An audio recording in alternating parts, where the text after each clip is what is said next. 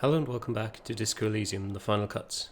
We've woken up from our night's rest, so let's go and have a look if we can meet up with Kim again. Where would he be? Probably downstairs. Let's see. Or did he... this door maybe? No? There's still a woman in there. The door is closed. Let's try knocking. We haven't spoken to her in a while. Still no answer. Knock again, much harder. Still nothing. Still nothing. Okay, try the handle. This door can only be opened with a key. Okay. Well, fair enough. When we've got a crowbar, I reckon we can open it with that. Or just a good old kick to the door. Interesting. People are here now. Kim, you want to speak to me?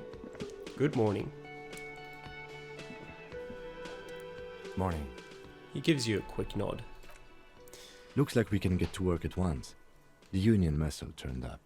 They look rowdy. We should talk to them. What do you mean, rowdy? I mean ungovernable.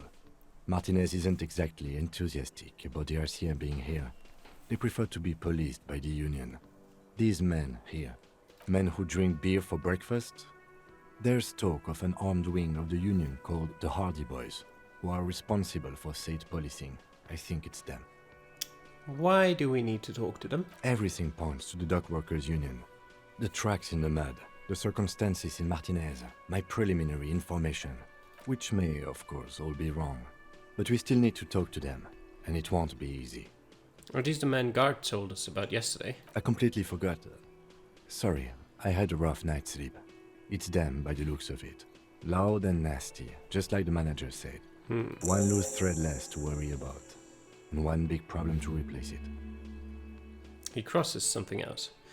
There are so many of them. Maybe we should call in reinforcements. That would just escalate tensions. No captain would sign off on it. Solving one murder isn't worth a conflict between the RCM and the Debarders Union. In fact, even the death of two detectives might not warrant an all-out war. So let's keep a cool head, okay? Okay, let's roll. One more thing before we do. We don't have to talk to them immediately. We can walk right past them, continue with our business. Good. A power move. Purposefully concentrate on something else first. But aren't you curious to know what they have to say about the murder? They're in no hurry to leave. They think they own the place. Anyway, I leave that choice to you. Whatever you decide is fine by me. We'll probably go talk to them first. We've got a few. Well, I say a few. We've got one more skill point. Where do I want to... I want to put that into volition, don't I, to increase that. Have all of the free points there. I don't really know why, but I kind of feel like it. Go. Sure, 6 volition. Alright. I think... Aren't you always sitting outside normally? Let me handle this. The woman says to the crowd in the mess hall before turning to you. Detective disorientated. Are you still wondering where you are? This is Martinez, in case you've forgotten. I advise you not to overstay your welcome. Is that a threat? Her entire character has shifted. This young woman is cold as ice. I knew you were not a gardener. That's right. I am not a gardener. I'm a legal counselor for the Dock Workers Union. She crosses her arms. So let's get to it. You're looking for Titus Hardie? You think he has information that will help you? Maybe he does. She points to the man on her right. You're being incredibly helpful. I didn't know about that. That's Titus. Talk to him. But know this. I'll be keeping an eye on you. No strong arming. Nothing official. The District of Martinez does not recognize your authority to make arrests. It doesn't matter if you recognize our authority. We will make an arrest if we have to. She says nothing. Her glare speaks for her. What's your role in all this? Like I already told you, I'm a legal counselor. Do you have hearing problems? What's your role in all this? What if I want to talk to you, not Titus? What you want is of no significance, officer. Don't test your authority. In Martinez, you are no one. I saw what you were thinking. You want to say, what are you going to do to me? Don't. Just because it's in your head doesn't mean you have to say it. You will not lose out on anything good by not saying it. Okay, we'll not say it. Why are you so aggressive? Aggressive? You make your living enforcing violence. These people are just dock workers. Just dock workers? Do dock workers spy on the police? We let you off easy, miss. Don't think it will happen again. Listen, you moral intern lackeys. You're a mob, enforcing the unlawful privatization of Revachol. 20 fat men in the Occident are stealing it all, and you're their bodyguards. Fuck yeah. The tall, broad-shouldered man takes a sip of his beer. So ask what you came to ask, or get back to your commanders.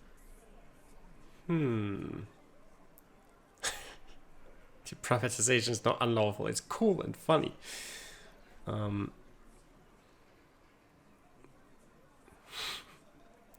I like that. Good start. Let's take it a step further. Armed uprising. What are the union's plans? Look, a comedian.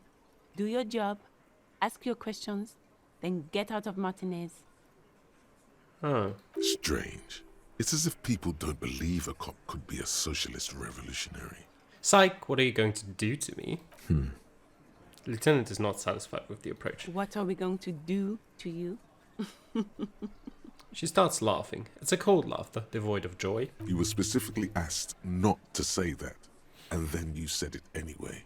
You junior delinquent. But you still did. Yeah, because there you go. I gained 5 experience for us. The union isn't going to do anything to you. It is not a crime syndicate. It is a labor organization. Acts a hell of a lot like a crime syndicate. A gruff. Goddamn right it is. Okay. If anything, it is the RCM who do things to people. But we digress. I should talk to Titus then. Before that, it's a bowl. There's spit in it, reeking of tobacco. Okay. Maybe I will not worry about that then. Photos of men in overalls toting guns and union placards. Bit of money. And what is that? A window. You see hawthorn bushes outside. Very exciting. Is that just Behind the dock workers, a ceiling height window. The hawthorn branches scrape the glass like bony fingers. You see 2, maybe 3 bushes grown into a single thicket over a period of circa 50 years. It takes time for a hedge like that to form. Squint. There's a little slide panel up there to let some air in. No need to open it in spring. It's still too cold outside. One can't see into the union box from the yard outside. That hawthorn is too thick. I can try to look out the window, but it's not time yet. The thing is, I don't know when it will be time, so let's give it a try. Nothing. Roll the double Even 6. though you know you should see it, you don't. Just branches like black tangles of hair, motionless. The wind in the yard doesn't reach the hawthorn. Maybe come back later and you can try again. Okay. It wasn't time yet. You have to know of the girl. Return when you know more. Which girl? Anyway, Titus. This is where you say your bit. A broad-shouldered man pointed at you with a beer can. Detective, The lieutenant acknowledges you with a sharp note. He's leaving it to you.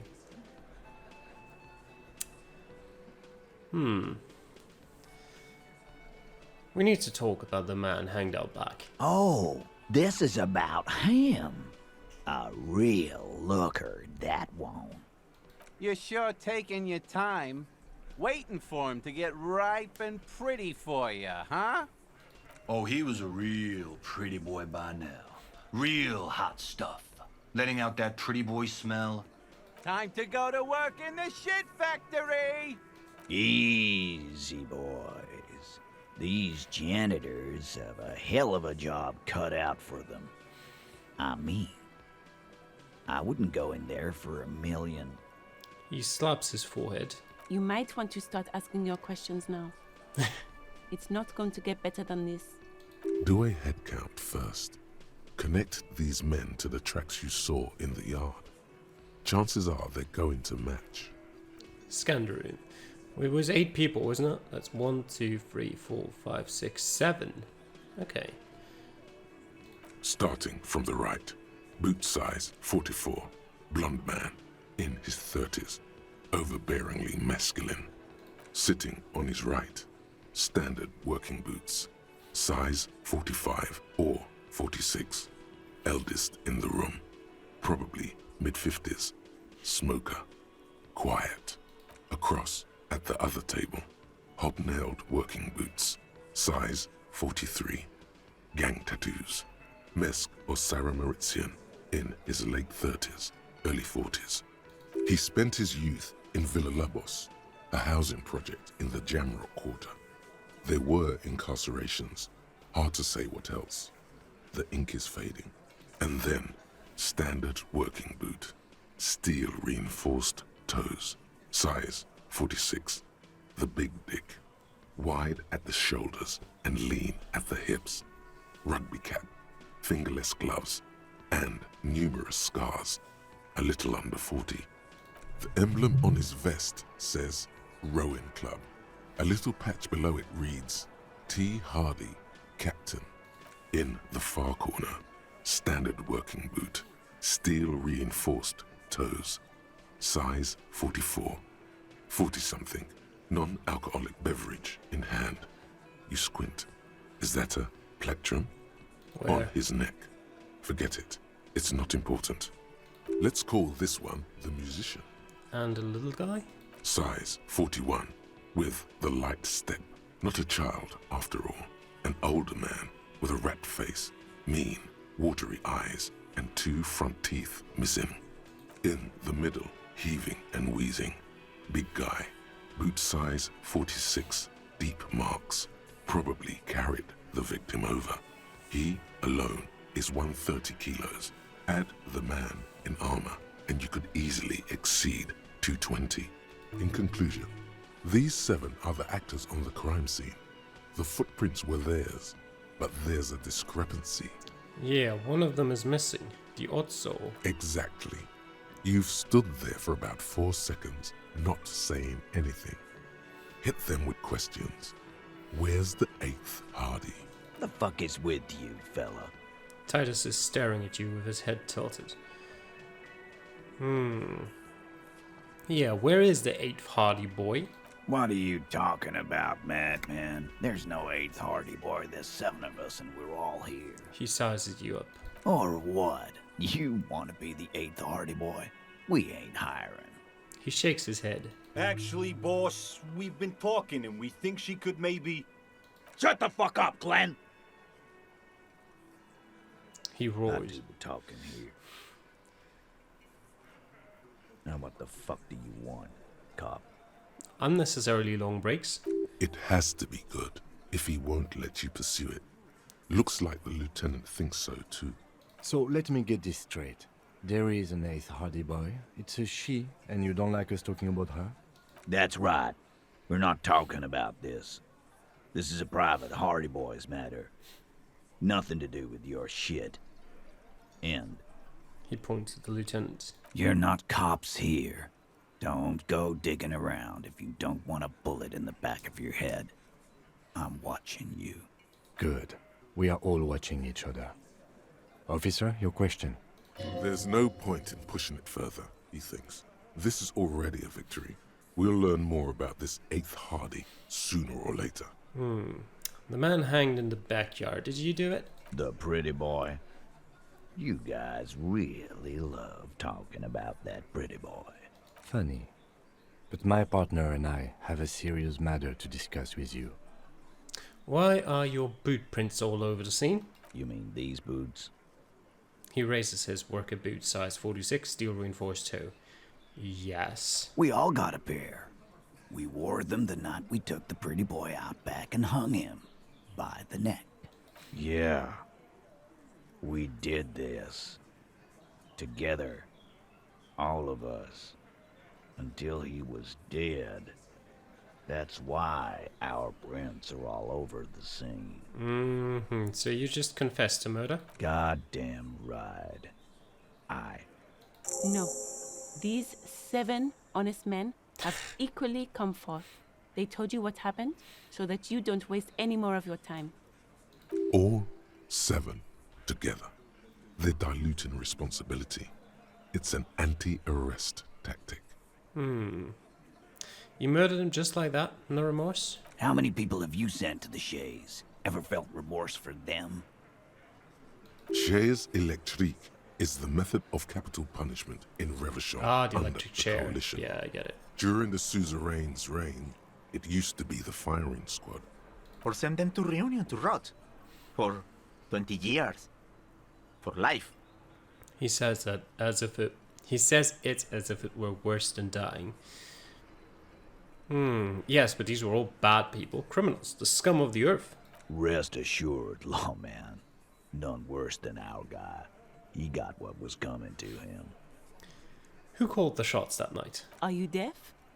There will be no singling anyone out. You can't arrest a Hardie boy without arresting all Hardie boys. I mean, we'll just arrest all Hardie boys then. I mean, I don't see the problem. Do you think you could do that? Do you think you could arrest them all? Yes. A shadow of a smirk passes her lips as she tilts her head. A trick question. Don't let her lead the conversation. No, but seriously, who calls the shots around here? Who do you fucking think does? He sounds more amused than angry. You do. You give the commands. That's right, asshole. Titus Hardie runs the Hardie Boys. Ain't that so, fellas? He looks around for approval. I think you got your answer, Mr. Law. No. You did not get an answer. Titus does administrative work. He pushes paper, fills out forms. The others can't read. But on that night, they all acted as one man. When did this hanging incident occur? You don't have to keep answering his questions. The fixer turns to remind Titus. I know, Lizzie. Relax. We killed him last Sunday night. Seemed like a good way to end the week. How long have you known the victim? Known him? We don't associate with scum like that, asshole. I think you're mistaken about the definition of the word no. Yeah! Who do you think we are? Quiet. He came around about 3 weeks ago when that Pines cow first sailed into town. Happy? By the Pines cow, you mean Joyce Messier? The representative for White Pines? The same company you are striking against? No. I mean the Pines cow. The stupid-ass cow they sent in to fuck us over. But you know what? He rubs his chin, pretending to mull it over. Why don't you ask her about the pretty boy? I'm sure she has interesting things to say when you ask her hard enough. That's enough insinuation for today, Titus. Officer, your interview is drawing to an end. Don't waste your last questions. Why did you kill him? Why? 'Cause he was worthless mercenary scum. And he stepped out alive in my town. So he was a mercenary, that's it? And he stepped out alive. He repeats, jaw clamped shut like a vice. What kind of mercenary? The kind that shows up when you start a strike. The experienced kind, too. Had Cohoy and Semenine written all over him. Ex-Oranese Special Forces. A live grenade, right here in our bar. I can't prove it, but I know he was sent by the Wild Pines. They hire merc shit like that. Story of every strike from here to Samara. Right, but what did he actually do wrong? Wrong? He harassed women, raped one, harassed workers, threatened to kill some as a warning. He wipes spittle from his mouth. From rape to harassment, to threats of violence. Why the strange de-escalation? He regrets mentioning it. Hopes you didn't notice. To kill us all if we don't open the gates, if we don't let the scabs in, if we don't bend over. And that was before he started coming here. Yeah, he said it was his favorite joint now. Started coming here every night. Drinking, grabbing girls.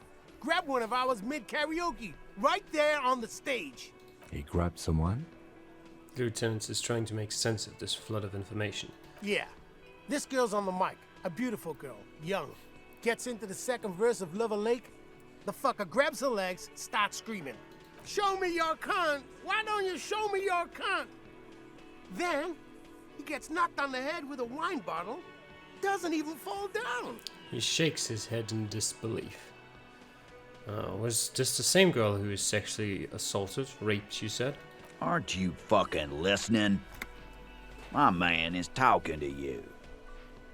He took care of it. They got the girl out before anything else could happen. Yeah, me and Eugene got around. Aren't you fucking listening? He repeats like a parrot. There's something odd here. Seems like they don't want to talk about that rape Titus mentioned. Why not? This is a serious allegation. Make them talk about it. Was it the 8th Hardie boy? Right, but who did he rape then? This is a very serious allegation. No. You're not getting the name. That's a Martinez matter. And I'm not discussing it with you clowns. Despite the stonewalling, you can slip one more question in. I'm going to ask for one last time. Who did the dead men rape? Titus, do not answer. You have been forthcoming enough. Fuck off, Carl. She's gone through enough without you harassing her too. She doesn't need more embarrassment. What are you talking about? Embarrassment. If someone has been sexually assaulted, we need to... What you need is to get the fuck out of my face. I've had enough of explaining myself to you fucks. He's dead. It's done. As you can see, these men can only take so much baseless scrutiny. I'm doing my best to keep the situation civil, but... What follows is a slow head shake. How did you kill him? We hanged him up by his neck until he got real still. Wasn't that obvious, copper? Didn't they teach you anything at the cop school, idiot? I just noticed, by the way, I love how we're just holding a flashlight into his face. You're pretty sure you've had at least 2 years of cop school and many more of active service. This is where an autopsy would come in handy. You have to work with what you know. We need more. Did you muffle him? We haven't heard any reports of screams. Titus, you don't have to clarify anything. We overpowered him, dragged his unconscious body to the tree, put a noose around his neck, and hanged him till he was dead and steady. Then we left him for seagulls, maggots, and you fucks. Make them a bit more uncomfortable first, then see if it all adds up. Oh, that's a red check. That's not great. Yeah, we might try that later. Right, I have other questions about the lynching. Like what, copper? Why don't I just arrest you? Yeah, lawman. Why don't you? It's almost an anthropological sight, watching him try to assert dominance over you. Not in the arresting mood? His mean little eyes come alive with hatred. By your side, the lieutenant keeps his hand away from his holster.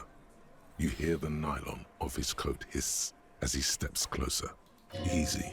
Walk back from the provocation. They're armed, and they outnumber us. The lieutenant tries to establish eye contact with you. Okay, easy now. Let's just talk. Wise move.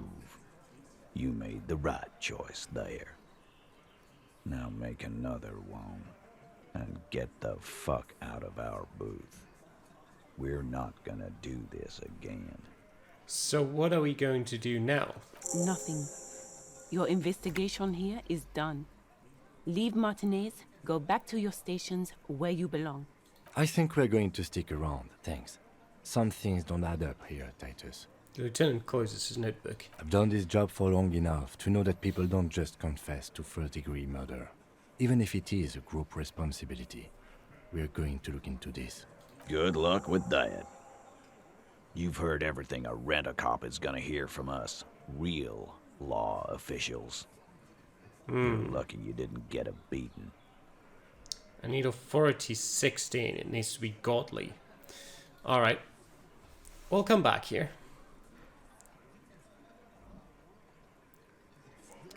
Where are we at in terms of authority? 4. Alright. We'll get there eventually.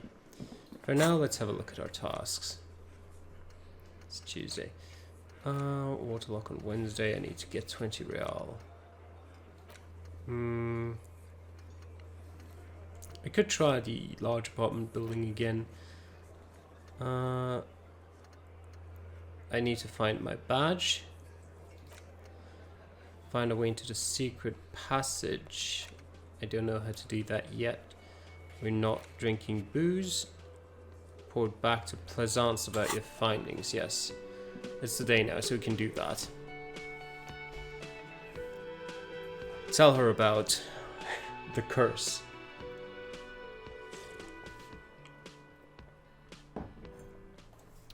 Alright. Over this way. What are you doing? Is that guy new? Hello, sir.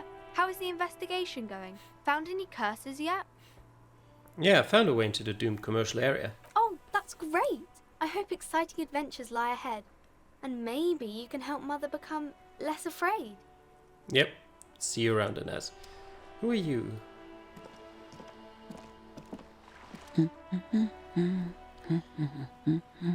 You see a sturdy woman humming to herself. She seems to be browsing books.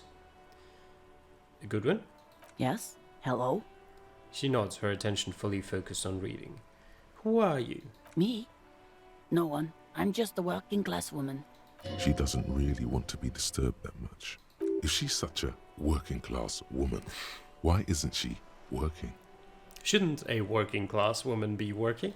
Not all the time. Right now I'm browsing books. Even a working class woman needs something to read. Good, good. It is. I'm a policeman. I know you are. Do you need the help of a policeman? What with? She tries hard to focus on the book stand. Maybe your husband is missing? My husband? No, he's not. So where could he be? I don't know. At home now? Out drinking with his friends? Working? This all sounds very suspicious. Where is this going, officer? So what I'm hearing is you don't really know where your husband is. Yes, but I don't really need to know where my husband is. Not all the time. Wouldn't you like to? No. She looks you straight in the eye. Her right foot is tapping nervously. I can totally help you find your missing husband. Why are we still talking about this? I haven't lost my husband. It's got to be something else then. Why else would you be asking her if it wasn't? Maybe your children are missing? No, absolutely not. Her words come out quick as gunshots. Okay, so where are they? Are you a policeman or a nanny? She's definitely disturbed by now. I police whatever I want. Where are they? They are not missing, sir. You know where they are. They're at home, smoking, giving the ladder of vices a chance. They're at home, right? Smoking cigarettes. What? That's just... My daughters are perfectly fine.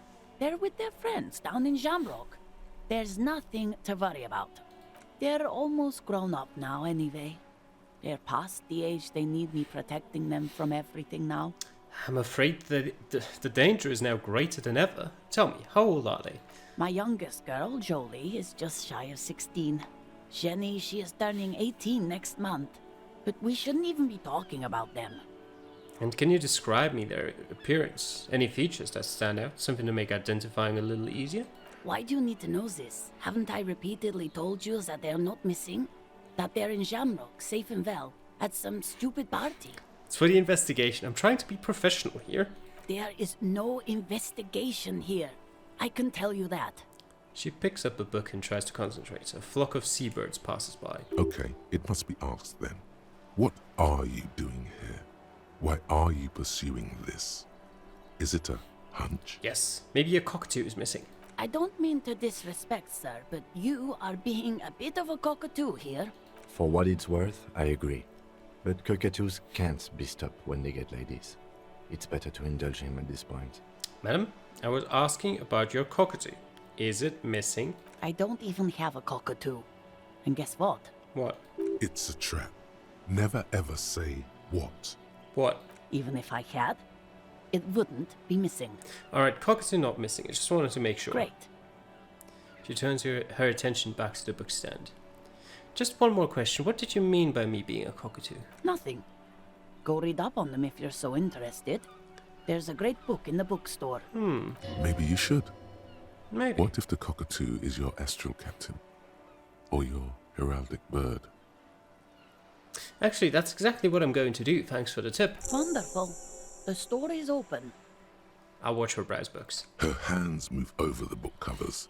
The tips of her fingers look rough, stained with yellow. It seems like she has spent a lot of time at work, smoking. That's all for the moment. I'll let you read. The woman before you nods and returns to her reading. Let's find that book then. Before we do that, we'll probably talk to Plaisance first. Hello there. You're alive and well. Don't keep me waiting now. What's in there? In that dark sarcophagus?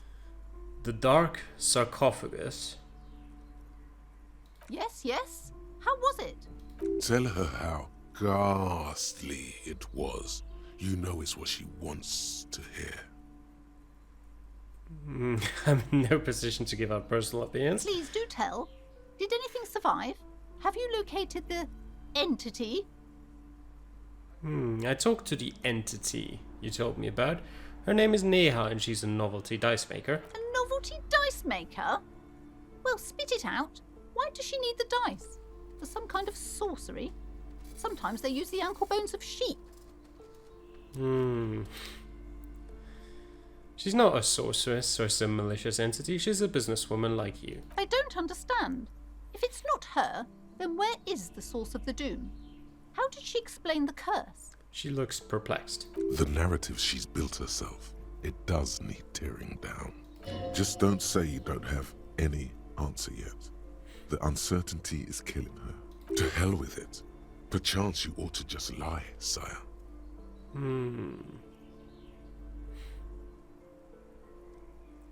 She says there is no curse because there are too many inconsistencies. Too many inconsistencies?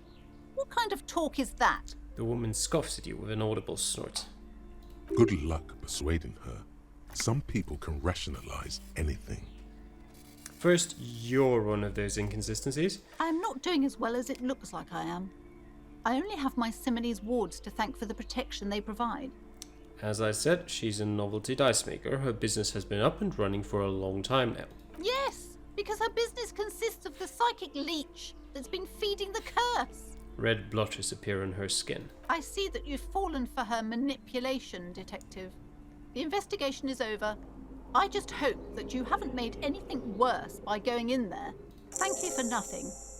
Please, do buy some books, or be on your way. She concludes, tucking her dependents away in her blouse. Wow. Total psychic collapse between you two right now. There was never any other way this could have gone. She's just too far gone into her own mind. I am sorry we had to disappoint you, ma'am. Can we go now? I'm looking for a book about cockatoos. A book about cockatoos? There should be one upstairs, right next to the shelf of biographies. What if I want to buy a book? Goodness, you were already doing good, browsing the shelves. Why'd you stop? Don't you feel compelled? Go, go, get back there. The books await you. So what types of books do you have? Everything is on the shelves. Take a look yourself. The shelves compel you, don't they? Not really. She's attempting to mentally direct you towards the shelves. She only wants you to buy the goods. She doesn't care about the books. Do you even know what books you have for sale? Truth be told, not really. My sister brings in most of the goods. I'm sure it's all very literary stuff with well-written prose. That certainly sounds like someone who's got no idea what she's talking about. But you don't learn about the important things in life from fabricated stories. Where do you learn about the important things then? The truth is available if you just know where to look, and you have to open and free your mind to understand. She nods at you cryptically. Okay, I'll take another look then. She smiles and nods, seemingly relieved. I have a few more questions about the curse. Okay, but please, only a few questions.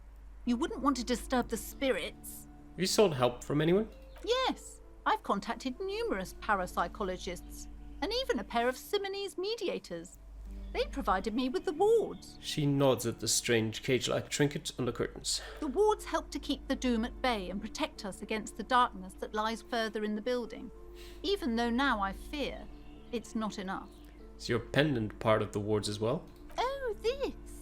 No, it's a special Himian amulet, blessed by desert pygmy shamans, with a spell of compulsion. It's to compel people to buy books. Of course it is. There are numerous spells cast throughout the store. I had the books anointed with a different inducement spell, for example. It's guaranteed to boost sales 15%. Desert pygmy shamans. That sounds like a rather questionable way to describe a group of people. Yep. What about the wards in the back door? Are these Simonese as well? Yes, the Simonese are very crafty, and their wards are extremely powerful. Lesser wards simply won't do here. The woman before you alright. scans the store, her shoulders rigid and tense. Every now and then, she nudges her glasses. Farewell for now, book peddler.